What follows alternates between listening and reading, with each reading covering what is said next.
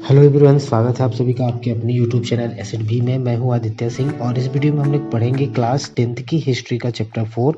उसका ये second part होगा। हम लोग देख रहे हैं इंडस्ट्रियलाइजेशन, किस तरह से औद्योगिकरण का युग आया, द एज ऑफ इंडस्ट्रियलाइजेशन।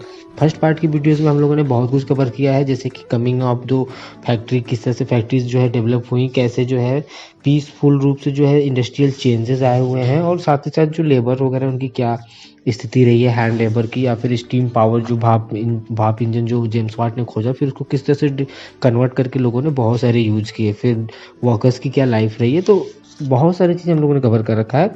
आज इस पार्ट में हम लोग देखेंगे इंडस्ट्रियलाइजेशन इन द कॉलोनीज, यानी कि जो आपके उपनिवेशक रहे हैं उनमें कौन किस तरह की इंडस्ट्रियलाइजेशन ग्रोथ होती है। तो चलिए स्टार्ट करते हैं। अभी आप चैनल में नए हैं तो चैनल को जरूर सब्सक्राइब कीजिएगा और अपने फ्रेंड के साथ भी जरूर शेयर कीजिएगा। Let us now move to India to see how a colony industrialises. Once again we will look not only at factory industries but also at the non-merchandised sector. We will limit our discussion primarily to the textile industries.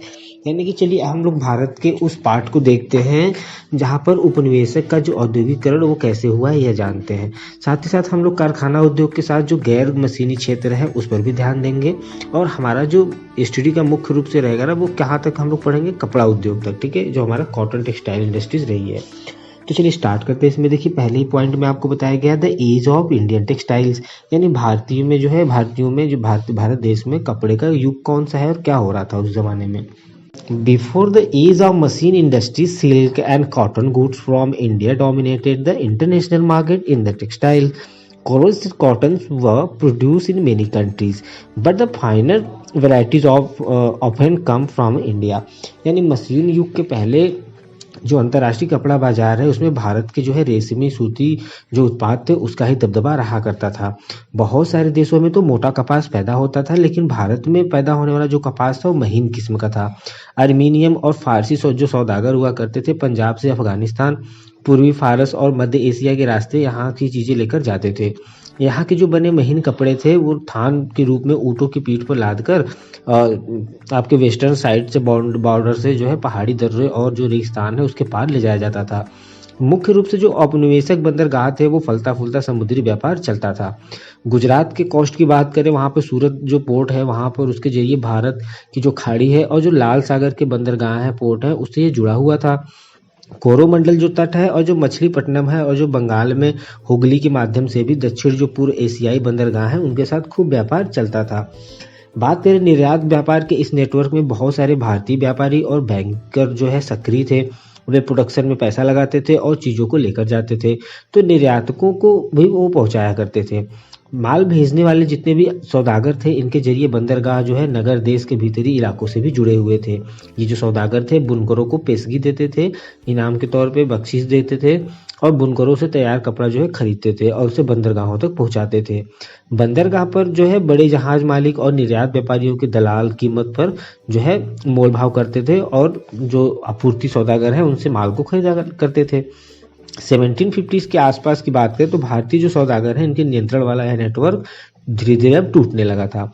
यूरोपीय कंपनियों की ताकत बढ़ती जा रही थी। पहले उन्होंने जो है लोकल जो दरबार थे वहाँ पर कई तरीके की रियायतें हासिल की और उसके बाद उन्होंने व्यापार पर बहुत ज़्यादा अधिकार प्राप्त कर लिए।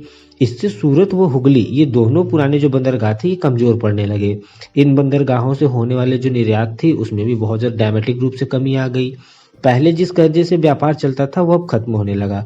धीरे धीरे जो लोकल बैंकर थे वो सब जो है दिवालिया हो गए, गरीब हो गए। 17वीं सेंचुरी की बात करें हम आखिरी सालों में तो जो सूरत बंदरगाह है वहां से होने वाले व्यापार का कुल 1.6 करोड़ रुपए था और 1740 के दशक तक यह गिरकर केवल 30 लाख रुपए ही रह गया। तो आप लोग समझ सकते हैं कितना ज़्यादा डिक्लाइन देखने को मिलता है। एक फिगर है, फिगर नंबर 13, इसमें इंग्लिश फैक्ट्री 17वीं सेंचुरी का ये फिगर है, आप देख सकते हैं सूरत में। तो सूरत और हुगली कमजोर पड़ रहे थे और बम्बई व कलकत्ता की स्थिति सुधर रही थी। पुराने बंदरगाहों की जगह नए बंदरगाहों का बढ़ता महत्व और जो कॉलोनीज थी इनकी पावर की बढ़ती हुई ताकत का संकेत था। नए बंदरगाहों के जरिए होने वाले जो व्यापार थे यूरोपीय कंपनियों के नियंत्रण में थे और यूरोपीय जहाजों के जरिए ये सारे चीज होते थे। बहुत सारे पुराने जो व्यापारी थे वो सब व्यापारिक जो घर वगैरह थे, लोकेलिटी थी, वो सब खराब हो चुका था, खत्म हो चुका था। जो बचे रहना चाहते थे उनके पास भी यूरोपीय व्यापारी कंपनियों के नियंत्रण वाले नेटवर्क में काम करने के अलावा कोई और रास्ता ही नहीं था। तो इस प्रकार से बुनकरों और अन्य कारीगरों की ज़िंदगी इस तरह से प्रभावित होती है, ये जो भी चेंजेस हुए। तो भाई अब बुनकरों का क्या हुआ फिर, है ना। 3.2 में हम देखेंगे कि बुनकरों का क्या हुआ, what happened to the weavers. तो देखिए इसमें जो 1760 के दशक के बाद जो ईस्ट इंडिया कंपनी की सत्ता के सुदृढ़ीकरण की बात करें तो शुरुआत में भारत के कपड़ा निर्यात में गिरावट नहीं आई थी। ब्रिटिश कपास उद्योग अभी फैलना शुरू नहीं हुआ था और यूरोप में बारीक भारतीय जो कपड़े थी उसकी मांग थी। तो इसलिए कंपनी भी भारत से होने वाले कपड़े के निर्यात की ओर ही फैलना चाहती थी। तो होता क्या है, 1760 और 1770 के दशक में बंगाल और कर्नाटक में राजनीतिक जो सत्ता स्थापित करने से पहले ईस्ट इंडिया कंपनी को निर्यात के लिए लगातार सप्लाई आसानी से ही नहीं मिल पाती थी। तो बुने हुए कपड़े को पाने के लिए फ्रांसीसी, डच, पुर्तगाली के साथ साथ जो लोकल व्यापारी थे उनकी भी होड़ लगी रहती थी। इस प्रकार जो बुनकर थे, जो आपूर्ति सौदागर थे, खूब मोल भाव किया करते थे और अपना माल सबसे ऊंची बोली लगाने वाले खरीदार को ही बेचा करते थे। लंदन भेजे गए अपने पत्र में कंपनी के अफसरों ने आपूर्ति में मुश्किल और ऊंचे दामों का बार बार जिक्र किया है। लेकिन एक बार ईस्ट इंडिया कंपनी की राजनीतिक सत्ता स्थापित हो जाने के बाद जो कंपनी है उसका व्यापार पर अपने एकाधिकार का दावा भी वो कर सकती थी। फलस्वरूप हुआ क्या कि भाई उसने जो कंपटीशन था उसको खत्म करने लगे और जो लागत लगते थे उस पर अंकुश रखने और कपास व रेशमी से बनी चीजों की नियमित रूप से पूर्ति करने के लिए, सुनिश्चित करने के लिए प्रबंधन और नियंत्रण की एक व्यवस्था लागू कर दी। यह काम कई चरणों में किया गया। पहला क्या था कि कंपनी ने कपड़ा व्यापार में सक्रिय जितने व्यापारी थे और दलाल थे इनको खत्म करने और बुनकरों पर ज्यादा प्रत्यक्ष नियंत्रण पाने की कोशिश करने लगे। कंपनी ने बुनकरों पर निगरानी रखने लगे। ये लोग माल जो इकट्ठा होते थे उनको उन पे और कपड़ों की गुणवत्ता जांचने के लिए वेतन पे जो है कर्मचारी तैनात कर दिए गए, जिनको गुमास्ता भी कहा जाता था। सेकेंड चीज क्या है कि कंपनी को माल बेचने वाले जो बुनकर थे इनको जो है अन्य खरीदारों के साथ कारोबार करने पर पाबंदी लगा दी गई। इसके लिए उन्होंने पेशगी रकम भी दी जाती थी और एक बार काम का ऑर्डर मिलने पर बुनकरों को कच्चा माल खरीदने के लिए कर्जा भी दिया जाता था। तो जो कर्जा लेते थे उन्हें अपना बनाया हुआ कपड़ा जो है जिससे कर्जा लिए उसी को देना पड़ता था और वे इस किसी व्यापारी को नहीं बेच सकते थे। तो जैसे जैसे कर्जे मिलते गए महीन कपड़े की मांग बढ़ने लगी। ज्यादा कमाई की आस में बुनकर जो थे वो पेशगी स्वीकार करने लगे भाई एडवांस में। बहुत सारे बुनकरों के पास तो जमीन के छोटे छोटे पट्टे भी थे जिन पे वे खेती करते थे और अपने परिवार की जरूरतों को पूरा कर लेते थे। अब वे इस जमीन को भाड़े पे देकर पूरा समय बुनकरी में लगाने लगे। अब पूरा परिवार यही काम करने लगा। बच्चे, औरतें सब कुछ न कुछ काम किया करते थे। लेकिन बहुत जल्द ही सारे बुनकर जो है गाँव में बुनकरों और जो ये खरीदार थे, गुस्मात थे, इनके बीच में टकराव की खबरें आने लगी। इससे पहले की आपूर्ति जो सौदागर थे अक्सर बुनकर गाँव में ही रहा करते थे, तो बुनकरों से उनके नज़दीकी ताल्लुकात भी हुआ करते थे। वे बुनकरों की जरूरतों का ख्याल रखते थे और संकट के समय में उनकी मदद भी किया करते थे। तो जो नए लोग आते थे वो बाहर के लोग थे, उनका गांव से पुराना सामाजिक संबंध नहीं था, तो वे जो है अलग ही प्रकार का व्यवहार करते थे। सिपाहियों, चपरासियों को लेकर आते थे और माल समय पर तैयार न होने की स्थिति में बुनकरों को सजा भी देते थे। सजा के तौर पर बुनकरों को अक्सर पीटा ही जाता था और कोड़े बरसाए जाते थे। अब बुनकर न तो दाम पर मोल भाव कर सकते थे और न ही किसी को माल बेच सकते थे। उन्हें कंपनी से जो कीमत मिलती थी वो अभी बहुत कम थी और वे कर्जों की वजह से कंपनी में बंधे हुए थे। कर्नाटक और बंगाल में बहुत सारे संस्थानों पर बुनकर गांव छोड़कर चले गए। वे अपने रिश्तेदारों के यहाँ किसी जो है गांव में जाके घर बना लिए या फिर जो है कहीं रिश्तेदारों के पास चले गए। कई स्थानों पर कंपनी और उसके जो अफसर है ना इनका विरोध करते हुए गांव के व्यापारियों के साथ मिलकर बुनकरों से बगावत कर दी। कुछ समय बाद क्या होता है कि बहुत सारे बुनकर कर्जा लौटाने से इनकार करने लगते हैं। उन्होंने जो है जो कर्जे वगैरह थे सबको बंद कर दिया और खेतों में मजदूरी करने लगे। 19वीं सदी आते आते कपास बुनकरों के सामने भी एक नई समस्या पैदा हो गई थी। ठीक है, नंबर 14 आप देख रहे हैं, काम पर लगा एक बुनकर है, ये गुजरात की पिक है। अब हम लोग देखेंगे 3.3 मैनचेस्टर कम टू इंडिया, यानी भारत में मैनचेस्टर का आना। ठीक है, तो देखिए यहाँ पर जो है बताया जा रहा है आपको कि 1772 में ईस्ट इंडिया कंपनी के अफसर जो थे हेनरी पतुलो ने कहा था कि भारतीय कपड़े की मांग कभी खत्म नहीं हो सकती, क्योंकि दुनिया के किसी और देश में इतना अच्छा तो सामान ही नहीं मिलता, नहीं बनता है। लेकिन हम देखते हैं कि 19वीं सदी की शुरुआत में भारत के कपड़ा निर्यात में गिरावट आने लगी थी, जो लंबे समय तक जारी रही। 1811 से 12 में जो सूती कपड़े थे, इनका जो सामान था, इसका कुल जो निर्यात था वो लगभग 33% से के आसपास था। 1815 में और 51 में 1850 और 51 में यह जो है केवल 3% ही रह गया था। तो ऐसा क्यों हुआ? ऐसे क्या समस्याएं थी, व्हाट वर द इम्प्लीकेशन। तो देखिए, जब इंग्लैंड में कपास उद्योग विकसित हुआ तो वहाँ के उद्योगपति दूसरे देशों से आने वाले आयात को लेकर परेशान दिखाई देने लगे। उन्होंने सरकार पर दबाव डाला कि वो जो आयातित कपड़े हैं उस पर शुल्क वसूल करें, जिससे मैनचेस्टर में बने हुए कपड़े हैं ये बाहरी कंपटीशन के बिना ही इंग्लैंड में आराम से बिक सके। तो दूसरी तरफ उन्होंने ईस्ट इंडिया कंपनी पर भी दबाव डाला कि वह ब्रिटिश भारतीय को जो है भारतीय बाजारों में ही बेचे। जो ब्रिटिश है वो कपड़ों को कहाँ बेचे, भारतीय बाजारों में भी बेचे, बाहर कहीं ले जाके ना बेचे, जिससे उनकी जो इंग्लैंड है जहाँ उनके उद्योगपतियों को कोई समस्या ना हो। तो 19वीं सदी की शुरुआत में ब्रिटेन के वस्त्र जो उत्पादक थे, जो बनाते थे, प्रोड्यूसर थे, वो सब निर्यात में उनके बहुत ज़्यादा ड्रामेटिक रूप से ग्रोथ देखने को मिलता है, बहुत ज़्यादा बढ़ जाता है। 18वीं सदी के आखिर में भारत में जो उत्पाद हैं ये सब जो है ना के बराबर निर्यात होने लगे। तो 1850 तक आते आते जो सूती का आयात था, सूती कपड़े का, वो भारतीय आयात में 31% हो चुका था और 1870 तक ये आंकड़ा लगभग 50% से ऊपर चला गया। तो इस प्रकार भारत में कपड़ा बुनकरों के सामने एक साथ दो समस्याएं आ गई। पहला क्या कि उनका निर्यात बाजार गिर रहा था, स्थानीय बाजार भी उनका सिकुड़ने लगा था।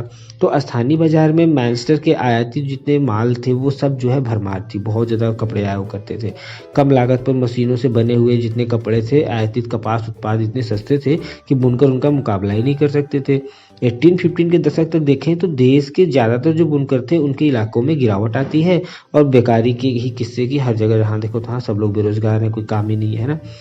तो एक फिगर है यहाँ पर आप देख सकते हैं, फिगर नंबर 15 बॉम्बे हार्बर का ये फिगर है। 18th सेंचुरी के आखिरी का यह फिगर है कुछ इस तरह से। बम्बई और कोलकाता 1780 के दशक से व्यापारी जो बंदरगाह थे ये रूप आप देख रहे हैं किस तरह से डेवलप हो रहे हैं। यह पुरानी पारंपरिक व्यवस्था है, इसके पतन और जो कॉलोनियल अर्थव्यवस्था थी उसके विकास का समय था जब धीरे धीरे सब डेवलप हो रहा था। तो 1860 के दशक में जो बुनकरों के सामने नई समस्या खड़ी हो गई तो उन्हें अच्छी कपास मिल ही नहीं रही थी। जब अमेरिकी जो सिविल वार था वो जब शुरू हुआ तो अमेरिका से जो है कपास की जो आना जाही थी ना वो सब बंद हो गई। ब्रिटेन भारत से कच्चा माल मांगने लगा। भारत से कच्चे कपास के निर्यात में इस वृद्धि से उसने जो है कीमत था उसका आसमान छूने लगा कीमत। भारतीय बुनकरों को जो है कच्चे माल के लिए लाले पड़ गए, मतलब कमी पड़ गई और उन्हें मनमानी कीमत पर कच्ची कपास खरीदनी पड़ती थी। ऐसी सूरत में जो है बुनकरी के सहारे पेट पालना भी संभव नहीं था। तो 19th सेंचुरी के लास्ट तक जो है जो बुनकर थे ना और कारीगर, इनके सामने एक और समस्या आ गई। अब भारतीय कारखानों में प्रोडक्शन होने लगा और बाजार मशीनों की बनी हुई चीज़ों से ही जहाँ देखो वहाँ पड़ गया, मतलब हाथ से बुनकरों का कोई काम नहीं गया, जहाँ देखो वहाँ मशीनों का ही फैशन चल गया। तो ऐसे में बुनकर उद्योग किस तरह से कायम रह सकता था, यानी पूरी तरह से खराब हो गया। अब इसके फोर्थ सेक्शन में आपको बताया जा रहा है कि फैक्ट्री किस तरह से यहाँ पर आई, ठीक है। यानी फैक्ट्रीज कम अप, किस तरह से फैक्ट्रीज आई। तो देखिए the first cotton mill in the Bombay came up to in the 1854 and it went into the production 2 years later. यानी बम्बई में पहला कपड़ा मिल जो था वो 1854 में लगा और 2 साल बाद उसमें प्रोडक्शन होने लगा। 1862 तक यहाँ ऐसी 4 मिलें काम कर रही थी जिनमें जो है 94,000 जो तकलियाँ होती हैं घूमने वाली वो और 2150 करखे लगे हुए थे जिसमें धागे फंसते हैं और बनते हैं। उसी समय बंगाल में जूट मिलें भी खुलने लगी थी। वहाँ देश की पहली जूट मिल जो है 1855 में और दूसरी 7 साल बाद यानी 1862 में चालू हुई। उत्तरी भारत में बात करें, एल्गिन जो मिल थी वो 1860 के दशक में कानपुर में खुला गया। इसके साल भर बाद जो है अहमदाबाद की जो पहली कपड़ा मिल थी वह भी चालू हो गई। 1874 में मद्रास में भी पहली कतई और बुनाई का काम वाला जो मिल था वह भी खुल गया। तो ये कतई मतलब सूत काटना, बुनाई मतलब उसे कपड़े बनाना। तो ये उद्योग कौन लगा रहा था, उनके लिए पूंजी कहाँ से आ रही थी, मिलों में काम करने वाले कौन से लोग थे। तो ये जानने से पहले हम लोग देखते हैं पहले फिगर नंबर 16। ये आपके जमशेदी जीजी भोये जी हैं। ये जीजी भोये एक पारसी बुनकर के बेटे थे। अपने समय के बहुत सारे लोगों की तरह इन्होंने भी चीन के साथ व्यापार और जो है बहुत सारे काम किए। उनके पास जहाज़ों का एक विशाल बेड़ा था। अंग्रेज और अमेरिकी जहाज़ कंपनियों के साथ कंपटीशन के कारण 1815 के दशक में इन्हें सारे जहाज़ अपने बेचने पड़ गए थे। नीचे आप लोग देख ही रहे फिगर नंबर 17। ये जो है द्वारकानाथ टैगोर हैं। द्वारकानाथ टैगोर का विश्वास था कि भारत में जो है जो वेस्टर्नाइजेशन हो रहा है और जो इंडस्ट्रियलाइजेशन हो रहा है इसके रास्ते पर ही चल के विकास हो सकता है। इन्होंने जो है जहाज रानी, जहाज निर्माण, बात करें खनन, बैंकिंग, बागान और बीमा जैसे चीज़ों में भी इन्होंने एरिया में अपना इन्वेस्टमेंट दिखाया था, किया था। तो देखेंगे हम लोग द अर्ली एंटरप्रेन्योर्स, यानी जो प्रारंभिक कौन से व्यापारी थे उद्योग में, जो उद्योग धंधे चलाते थे। तो देखिए देश के अलग अलग भागों में तरह तरह के लोग अपना अपना उद्योग लगा रहे थे। तो आइए देखते हुए कौन लोग थे। बहुत सारे व्यावसायिक समूहों का इतिहास चीन के साथ व्यापार के जमाने से ही चला आ रहा था। जैसा कि पिछले साल की बुक में हम लोगों ने पढ़ा कि भाई 18वीं सदी के लास्ट तक अंग्रेज भारत में जो है अफीम का चीन को निर्यात करते थे और उसके बदले में चीन से वो चाय खरीदते थे जो इंग्लैंड जाती थी। तो इस व्यापार में बहुत सारे जो भारतीय कारोबारी थे ना, इस सहायक की हैसियत में पहुंच गए थे। वे पैसा उपलब्ध कराते थे और सुनिश्चित करते थे कहाँ पर क्या चीज़ की कमी है और माल को जहाजों में लादकर भेज देते थे। व्यापार से पैसा कमाने के बाद उनमें से कुछ व्यवसायी जो है भारत में औद्योगिक उद्यम भी लगाना चाहते थे, स्थापित करना चाहते थे। बंगाल में द्वारकानाथ टैगोर ने चीन के साथ व्यापार में तो खूब पैसा कमाया और वे उद्योगों में भी निवेश करने लगे। 1830 से 40 के दशक में उन्होंने जो है लगभग 6 जो है संयुक्त जुड़े हुए उद्यम कंपनियां लगा ली थी।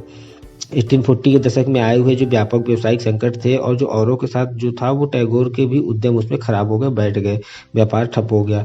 लेकिन 19वीं सेंचुरी में जो है चीन के साथ व्यापार करने वाले जो बहुत सारे व्यवसायी थे वो सफल उद्योगपति भी साबित हुए। बम्बई में डिंसा पेटिट और आगे चल के देश में विशाल औद्योगिक साम्राज्य स्थापित करने वाली जो जमशेद जी, नुसरवान जी, टाटा जैसे पारसियों ने आंशिक रूप से चीन को निर्यात करके और आंशिक रूप से ही इंग्लैंड को कच्ची कपास का निर्यात करके खूब पैसा कमा लिया था। 1917 में कलकत्ता में देश की पहली जो जूट मिल लगाने वाले मारवाड़ी व्यवसायिक सेठ हुकुमचंद ने भी चीन के साथ व्यापार किया था। यही काम प्रसिद्ध उद्योगपति जीडी बिरला की बात करें, उनके पिता और दादा ने भी किया था। ठीक है, तो पूंजी इकट्ठा करने के लिए जो अन्य व्यापारिक नेटवर्क थे ना, इन सबका इन लोगों ने सहारा लिया। मद्रास के कुछ जो सौदागर थे वो म्यांमार, बर्मा आपसे वहाँ से सब व्यापार करते थे, जबकि कुछ लोग जो है मध्य पूर्व और पूर्वी अफ्रीका से भी संबंध थे उनके, वहाँ भी व्यापार करते थे। इसके अलावा भी कुछ जो आपके कमर्शियल ग्रुप थे, लेकिन वे विदेश व्यापारों से सीधे नहीं जुड़े हुए थे, वे भारत में ही व्यवसाय करते थे। वे एक जगह से दूसरी जगह सामान ले जाते थे और जो है सूद पर जो है पैसा चलाते थे। एक शहर से दूसरे शहर में पैसा पहुंचाते थे, व्यापारियों को पैसा देते थे। जब उद्योगों में निवेश के अवसर आए तो उनमें से बहुत से लोगों ने क्या किया, फैक्ट्रियां लगा ली। जैसे भारतीय व्यापार औपनिवेशिक शिकंजा कसता गया, कॉलोनियल के लोग कसते गए, वैसे वैसे भारतीय व्यवसायियों के लिए जगह भी सिकुड़ती गई। उन्होंने अपना तैयार जो सामान था यूरोप में बेचने से रोक लगा दी। अब वे मुख्य रूप से कच्चे जो सामान थे, माल थे, और जो अनाज था वो कच्ची कपास, अफीम, गेहूं, नील का, इस सब का ही केवल निर्यात कर सकते थे, जिनकी अंग्रेजों को जरूरत हुआ करती थी। धीरे धीरे उन्हें जहाजरानी व्यवसाय से भी बाहर ढकेल दिया गया। तो पहले विश्व युद्ध तक जो है जो यूरोपीय प्रबंधन वाले जो एजेंसियां थी वो भारतीय उद्योग के विशाल क्षेत्र पर कंट्रोल करती थी। इसमें Birds Heilgers and company, Andrew Yule और जार्डिस स्किनर एंड कंपनी सबसे बड़ी कंपनियों के रूप में जानी जाती थी। ये एजेंसियां पूंजी पैसे इकट्ठा करती थी और जो है कॉमनली रूप से संयुक्त उद्यम कंपनियां लगाती थी, उनका प्रबंधन वो संभालती थी। ज़्यादातर मामले में जो भारतीय फाइनेंसर हैं पूंजी उपलब्ध कराते थे, पैसे उपलब्ध कराते थे, जबकि जो इन्वेस्टर्स थे और जो व्यवसाय से संबंधित फैसले होते थे वो यूरोपीय एजेंसियां लिया करती थी। यूरोपीय व्यापारी उद्योगपतियों के अपने अलग ही कमर्शियल ग्रुप थे, जिनमें भारतीय व्यवसायियों को तो शामिल ही नहीं किया जाता था। फिगर नंबर 18 में आप देख रहे हैं ये जो है एक टोली है जे.एन. टाटा और आर.डी. टाटा, सर आई.जे. टाटा और सर जी.डी. टाटा का।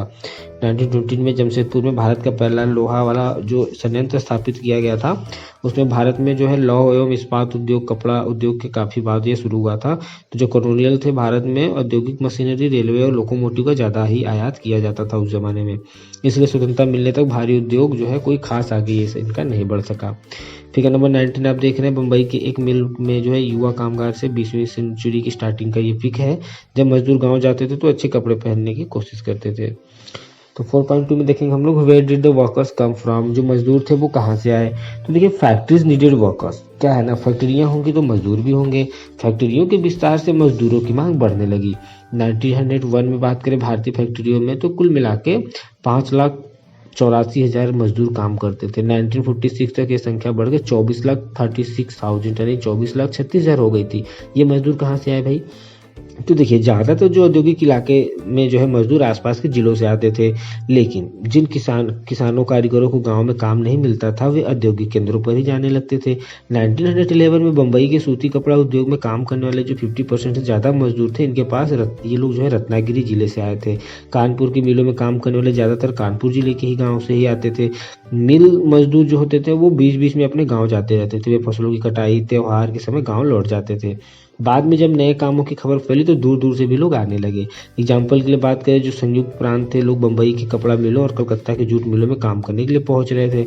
नौकरी पाना हमेशा मुश्किल था, आज भी है। हालांकि मिलों की संख्या बढ़ती जा रही थी और मजदूरों की मांग भी बढ़ रही थी, लेकिन बात करें रोजगार चाहने वालों की संख्या रोजगार के मुकाबले हमेशा ज़्यादा ही रही है और आज भी रहती है। मेलों में प्रवेश भी रोक लगा दिया गया था, कोई प्रवेश नहीं कर सकता। उद्योगपति जो थे नए मजदूरों की भर्ती के लिए प्राय एक जॉबर रखते थे। जॉबर जो है कोई पुराना और विश्वस्त कर्मचारी होता था। वो अपने गांव से लोगों को लाता था और उन्हें काम का भरोसा देता था और उन्हें शहर में जमने के लिए मदद देता था। मुसीबत में पैसे से भी मदद करता था। तो इस प्रकार जॉबर जो था वो ताकतवर और मजबूत व्यक्ति बन गया था। बाद में जॉबर मदद के बदले पैसे व तोहफे की भी मांग करने लगे, जिसको कहते हैं अंडर द टेबल घूस, करप्शन, ठीक है, और मजदूरों की जिंदगी को भी नियंत्रित करने लगे। तो समय के साथ फैक्ट्री और मजदूरों की संख्या बढ़ने लगी, लेकिन जैसा आप देखेंगे कि भाई कुल जितने भी औद्योगिक श्रम था ना, उसकी शक्ति में उनका अनुपात बहुत छोटा था।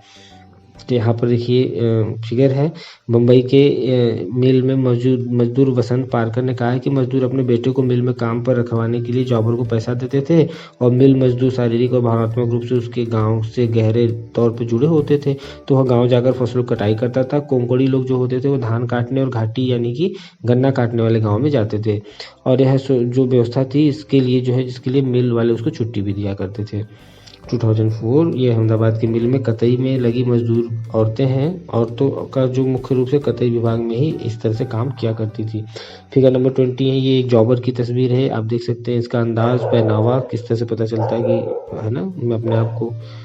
और नेक्स्ट है इसमें कि एक भाई भोसले जी हैं, बम्बई के ट्रेड यूनियन कार्यकर्ता थे। ये 1930-40 के दशक में बिताए गए अपने बचपन को उन्होंने कुछ इस प्रकार याद किया कि उस जमाने में 10 घंटे की शिफ्ट होती थी। शाम 5 बजे से सुबह 3 बजे तक का काम करना सबसे भयानक काम होता था, वो घंटे होते थे। मेरे पिताजी ने 35 साल नौकरी की, उन्हें दमा जैसी बीमारी हो गई और वे काम करने से लाचार हो गए। इसके बाद मेरे पिताजी वापस गाँव चले गए। तो औद्योगिक विकास किस तरह से हुआ, मतलब द पेकुलरिटीज ऑफ इंडस्ट्रियल ग्रोथ, यानी कि औद्योगिक विकास का किस तरह से अनूठापन हम लोग देखते हैं। तो European managing agencies which dominated industrial production in India were interested in certain kinds of product. They established tea and coffee plantation, acquiring land at cheap rates from the colonial government. यानी कि भारत में जो औद्योगिक उत्पादन पर बात करें, control रखने वाली जो यूरोपीय प्रबंधन एजेंसियां थी, ये लोग जो है कुछ खास प्रकार के प्रोडक्शन में ही अपना दिलचस्पी दिखाती थी। उन्होंने औपनिवेशिकों के सरकार से सस्ती कीमत पर जमीन लेकर चाय कॉफी के लिए बागान लगाए और खनन नील जैसे जूट व्यवसाय में भी पैसों का निवेश किया।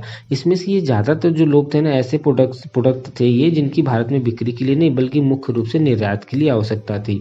तो 19वीं सदी के आखिर में जब भारतीय व्यवसायी उद्योग लगाने लगे व्यवसायी भारतीय, तो उन्होंने अपने भारतीय बाजार में मैनचेस्टर की बनी हुई जो चीज़ें थी उसकी कंपटीशन ही नहीं की। भारत में आने वाले ब्रिटिश सामान में धागा बहुत अच्छा नहीं था, इसलिए भारत के शुरुआती सूती मिलों में जो है कपड़े की बजाय मोटे सूती धागों से ही कपड़े बनाए जाते थे। तो जब धागे का आयात किया जाता था तो हमेशा बेहतर किस्म का होता था। भारतीय कताई जो मिल थे, इनमें बनने वाले धागे का भारत के जो हथ घर होते थे, जहाँ पर हाथ से लोग बुनते हैं, वहाँ पर इस्तेमाल होता था और उसके बाद इसको चीन को भेज दिया जाता था। 20वीं सदी के पहले दशक तक बात करें तो भारत में जो इंडस्ट्रियलाइजेशन का ढर्रा है वो कई बदलावों की चपेट में आ चुका था। स्वदेशी आंदोलन को गति मिलने से साथ साथ राष्ट्रवादियों ने जो है लोगों को विदेशी कपड़े के बहिष्कार के लिए भी प्रेरित किया। ठीक है, तो औद्योगिक समूह जो थे और जो सामूहिक हित की रक्षा करने के लिए ग्रुप थे वो सब बनने लगे और उन्होंने आयात शुल्क बढ़ाने और अन्य प्रकार की जो सुविधाएं थी उसको देने के लिए सरकार पर दबाव डालने लगे। 1906 के बाद चीन में भेजे जाने वाले जो भारतीय धागे के निर्यात में भी कमी आ गई थी। और चीनी बाजारों में बात करें तो चीन और जापान की मिल में जो प्रोडक्शन थे वो सब हमारे छा गए थे। तो एक परिणाम ये होता है कि भारत के जो उद्योगपति थे वो धागे की बजाय अब कपड़ा बनाने लगे। 1900 से 1912 तक भारत में जो सूती कपड़े का प्रोडक्शन है वो जस्ट 2 टाइम्स हो गया, 2 गुना हो गया। पहले विश्व युद्ध तक जो है जो औद्योगिक विकास था वो धीमा रहा, लेकिन युद्ध ने एक बिल्कुल नई स्थिति पैदा कर दी थी। ब्रिटिश कारखाने सेना की ज़रूरतों को पूरा करने के लिए युद्ध संबंधी प्रोडक्शन में काफ़ी ज़्यादा व्यस्त थे। इसलिए भारत में जो मैनचेस्टर के जो सामान थे उनका आयात कम हो गया। भारतीय बाजारों को रातों रात एक विशाल देसी बाजार मिल गया। युद्ध लंबा खिंचा, आपको पता है पहला युद्ध कितने साल चला है। तो लंबा होने से क्या हुआ कि भारतीय कारखानों में फौज के लिए जूट की बोरियां, फौजियों के लिए वर्दी, कपड़े, टेंट, चमड़े के जूते, घोड़े व खच्चर की जो जीन होती थी वो बहुत सारे अन्य सामान भी बनने लगे। नए नए कारखाने भी लगने लगे। पुराने जो कारखाने थे वो पालियों में चलने लगे शिफ्ट वाइज। बहुत सारे नए मजदूर को काम पर रखा गया और हर एक को पहले से ज़्यादा समय तक काम करना पड़ता था।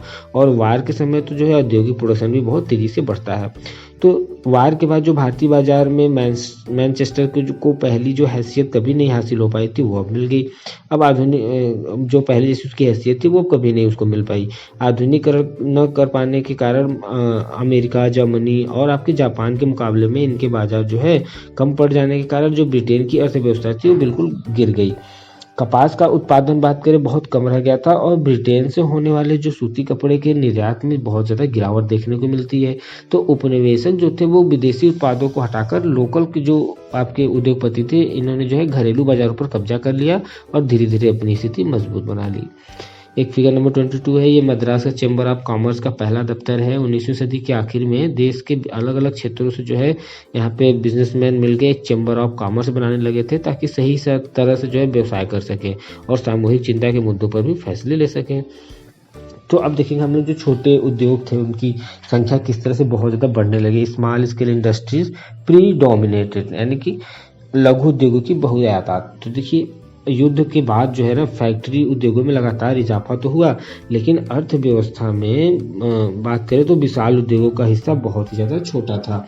और बात करें हम इसमें जो है बहुत छोटा था, ठीक है। तो उनमें से ज़्यादातर जो 1911 में जो बात करें तो 67% जो बंगाल और बम्बई में स्थित थे। बाकी पूरे देश में छोटे स्तर के उत्पादन का ही दबदबा रहा। पंजीकृत जो फैक्ट्रियाँ थी रजिस्टर्ड, वे कुल औद्योगिक श्रम शक्ति का बहुत छोटा सा हिस्सा पर ही काम किया करते थे। यह संख्या 1911 में 5% और 1931 में 10% थी। बाकी मजदूर गली मोहल्लों में छोटी छोटी वर्कशॉप और घरेलू यूनिट में अपना काम किया करते थे। कुछ मामले में तो 20वीं सदी के दौरान हाथ से होने वाले जो प्रोडक्शन थे उसमें दरअसल बहुत ज़्यादा इजाफा हुआ था। यह बात जो है हथकरघा क्षेत्र के बारे में भी सही है, जिसकी हम लोगों ने पहले चर्चा की थी। सस्ते मशीन निर्मित जो धागे थे वो 19वीं सदी में कताई के उद्योगों को खत्म तो कर दिया था, लेकिन तमाम समस्याओं के बावजूद भी बुनकर अपना व्यवसाय किसी तरह ही चला पाते थे। और 20वीं सदी में जो ये हथघरों में बने हुए कपड़े थे इनके प्रोडक्शन में लगातार सुधार हुआ। 1900 से 1940 के बीच में 3 गुना हो गया था। तो ऐसा कैसे हुआ भाई? तो इसके पीछे बहुत ही आंशिक रूप से तकनीकी बदलाव का हाथ था। अगर लागत में बहुत ज़्यादा इजाफा न हो और प्रोडक्शन बढ़ सकता हो तो हाथ से काम करने वाले जो नई तकनीकी अपनाने में किसी को कोई परेशानी नहीं होती थी। इसलिए 20वीं सदी के दूसरे दशक तक आते आते हम ऐसे बुनकरों को देखते हैं जो फ्लाई शटल वाले करघों का इस्तेमाल करते थे। इसमें कामगारों की उत्पादन क्षमता बढ़ी, उत्पादन तेज हुआ और श्रम की मांग में कमी आई। 1941 के तक जो है भारत में 35% से भी ज़्यादा जो हथघर थे इनमें फ्लाई शटल लगे होते थे। और ये मद्रास, मैसूर, कोचीन, बंगाल आदि क्षेत्रों में तो ऐसे हथघर जो है लगभग 70 से 80% तक लगे हुए थे। इसके अलावा कई छोटे छोटे सुधार किए गए जिनसे बुनकरों को अपनी प्रोडक्शन बढ़ाने और उनके मिलों से मुकाबला कंपटीशन करने में बहुत ज़्यादा मदद मिलती है। तो मिलों के साथ कंपटीशन का मुकाबला कर पाने में कुछ मामलों में बुनकर औरों से बेहतर स्थिति में थे। बुनकरों में जो है कुछ मोटा कपड़ा बनाते थे जबकि कुछ महीन किस्म के कपड़े बुनते थे। तो मोटे कपड़े को मुख्य रूप से गरीब ही खरीदते थे और उनकी मांग में भारी उतार चढ़ाव आया करता था। खराब फसल और अकाल के समय जब ग्रामीण गरीबों के पास खाने के लिए कुछ नहीं होता था और नगद आय के साधन खत्म हो जाते थे तो वे कपड़ा नहीं खरीद सकते थे। तो बेहतर प्रकार के कपड़े की मांग खाते पीते तबके में ही ज़्यादा हुआ करती थी। उसमें उतार चढ़ाव कम आते थे। जब गरीब भूखों मरे होते थे तब भी अमीर है कपड़ा खरीद सकते थे। तो भाई इस तरह के अकालों से बनारसी बालूचरी साड़ियों की बिक्री पर असर नहीं पड़ता था। वैसे भी आप देख ही चुके हैं कि मिल जो है विशेष प्रकार की बुनाई जो होता है उसकी नकल नहीं कर सकते थे। बुने हुए बॉर्डर वाली साड़ियों या मद्रास की प्रसिद्ध लुंगियों की जगह लेना मिलों के लिए आसान नहीं था। ऐसा भी नहीं है कि 20वीं सदी में प्रोडक्शन बढ़ाते जा रहे बुनकरों और अन्य दस्तकारों को हमेशा फायदा ही हो रहा था। उनकी जिंदगी बहुत कठोर थी, उन्हें रात दिन काम करना पड़ा था। अक्सर पूरा परिवार, बच्चे, बूढ़े, औरत सभी लोग प्रोडक्शन के किसी न किसी काम में अपना हाथ बढ़ाते थे। लेकिन ये फैक्ट्रियों के युग के अतीत के अवशेष भर नहीं थे। उनका जीवन और श्रम औद्योगिकरण की एक प्रक्रिया का एक अटूट अंग था। तो फिगर नंबर 23 आप देख रहे हैं, हाथ से बुना हुआ कपड़ा है ये, महीन मिल से बना हुआ है, इनकी डिज़ाइन की नकल नहीं की जा सकती थी। और फिर उसके बाद अब हम लोग देखेंगे कि वस्तुओं के लिए बाजार यानी कि द मार्केट फॉर गुड्स किस तरह से है। तो देखिए, हम देख चुके हैं पहले कि किस तरह से ब्रिटिश निर्माताओं ने भारतीय बाजार पर कब्जे के लिए प्रयास किया और किस तरह से भारतीय बुनकरों, दस्तकारों, व्यापारियों, उद्योगपतियों ने औपनिवेशिक नियंत्रण का भी विरोध किया। तो आयात शुल्क सुरक्षा के लिए मांग उठाई और अपने लिए जगह बनाई और अपने सामान को बाजार में फैलाने का भी प्रयास किया, फैलाने का भी प्रयास किया। तो जब नई चीज़ें बनती है ना, तो लोग उन्हें खरीदने के लिए प्रेरित भी करना पड़ता है लोगों को जैसे एडवर्टाइजमेंट हम लोग देखते हैं ना, तो लोगों को लगना चाहिए कि उन्हें जो प्रोडक्ट की ज़रूरत है जो उनके पास है, और इसके लिए उनको क्या किया गया भाई। तो देखिए, नए जो उपभोक्ता थे, कंज्यूमर थे, उनको बनाने के लिए एक नया तरीका विज्ञापन का था, ऐड का था। जैसा कि आप जानते हैं कि विज्ञापन अलग अलग प्रोडक्ट को जरूरी और सही तरीके से दिखाते हैं, वे लोगों की सोच बदल देते हैं और नई ज़रूरतें पैदा कर देते हैं। आज हम एक ऐसी दुनिया में जहाँ चारों तरफ हमको एडवर्टाइजमेंट देखने को मिलते हैं, अखबारों, पत्रिकाओं, होर्डिंग्स, दीवारों, टेलीविजन के पर्दे पर, सब जगह विज्ञापन जहाँ देखिए वहाँ पर देखने को मिलते हैं। लेकिन अगर हम इतिहास में देखें अपने पीछे मुड़ के, तो पता चलता है कि जो औद्योगिकरण की शुरुआत है ना, वहाँ से ही विज्ञापन ने विभिन्न प्रोडक्ट के जो है बाजार को फैलाने में और जो है नई प्रकार की उपभोक्ता संस्कृति रचने में अपनी भूमिका निभाई है। जब मैनचेस्टर के जो है उद्योगपतियों ने भारत में कपड़ा बेचना शुरू किया, तो वे कपड़े के बंडलों पर लेबल लगाते थे। लेबल का फायदा यह होता था कि खरीदारों को कंपनी का नाम और प्रोडक्शन की जगह का पता चलता था। ठीक है, तो लेबल ही चीज़ों की गुणवत्ता का प्रतीक भी था। आज भी तो लेबल होता है ना ब्रांडेड होने का। तो जब किसी लेबल पर मोटे अक्षरों में मेड इन मैनचेस्टर लिखा दिखाई देता था, तो खरीदारों को कपड़ा खरीदने में किसी तरह का डर नहीं लगता था। तो लेबलों पर सिर्फ जो है शब्द और अक्षर ही नहीं होते थे, उन पर तस्वीरें भी बनी होती थी जो अक्सर बहुत सुंदर हुआ करती थी।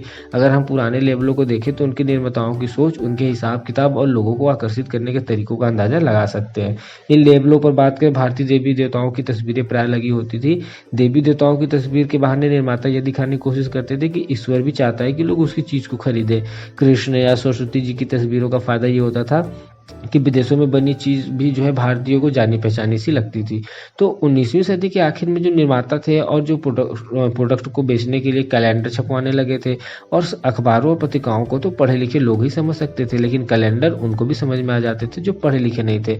चाय की दुकानों, दफ्तर, जो मिडिल वर्ग के घरों में कैलेंडर लटके रहते थे, जो इन कैलेंडर को लगाते थे तो विज्ञापन भी हर रोज पूरे साल देखते थे।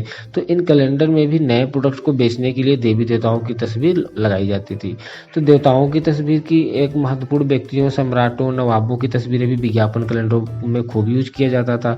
इनका मतलब ये होता था कि अगर आप इस शाही व्यक्ति का सम्मान करते हैं, तो इस प्रोडक्ट का भी आप सम्मान कीजिए। अगर इस प्रोडक्ट को आप राजा इस्तेमाल करते हैं, तो उसे शाही निर्देश से बनाया गया है, तो उसकी गुणवत्ता पर भी सवाल खड़ा नहीं किया जा सकता है ना। तो जब भारतीय निर्माताओं ने विज्ञापन बनाया, तो उसमें राष्ट्रवादी संदेश साफ दिखाई देता था, जिसका मतलब यह था कि अगर आप राष्ट्र की परवाह करते हैं, तो उन चीज़ों को जरूर खरीदिए जिन्हें भारतीयों ने बनाया है। ये विज्ञापन जो होते थे वो स्वदेशी के राष्ट्रवादी संदेश के वाहक भी बन गए थे। निष्कर्ष क्या है देखिए, तो देखिए जाहिर है भाई कि उद्योगों के युग में बड़े बड़े प्रौद्योगिकी बदलाव आए हैं, फैक्ट्रियों का उदय हुआ है और नई औद्योगिक श्रम शक्ति अस्तित्व में आई है। लेकिन जैसा हम लोगों ने देखा है, इस युग में हाथ से बनने वाली चीजें और छोटे पैमाने का जो प्रोडक्शन है, वो भी औद्योगिक रूप से एक महत्वपूर्ण हिस्सा रहा है। फिगर नंबर 1 और 2 देखेंगे हम लोग इसमें। देखिए, आप लोग ऊपर कुछ फिगर देख सकते हैं। फिगर नंबर 25 ये, इसमें कान्हा जी बने हैं, ग्राफ पॉइंट का कैलेंडर है एमबी धुरंधर का। इसमें आप देख रहे हैं बच्चों की चीज़ें किस तरह से ये प्रचार कर रहे हैं, ठीक है। और फिर फिगर नंबर आप 26, 27 देख सकते हैं। ये फिगर इस तरह से बनाए जाते थे, पेंटिंग जो लेवल लगा होता था। ओके, वीडियो काफ़ी लंबा हो गया है, तो ये सब आप लोग खुद से भी देख सकते हैं। Thank you. वीडियो कैसा लगा, अच्छा लगा तो लाइक कीजिएगा, चैनल को जरूर सब्सक्राइब कीजिएगा, अपने फ्रेंड के साथ शेयर कीजिएगा। Thank you.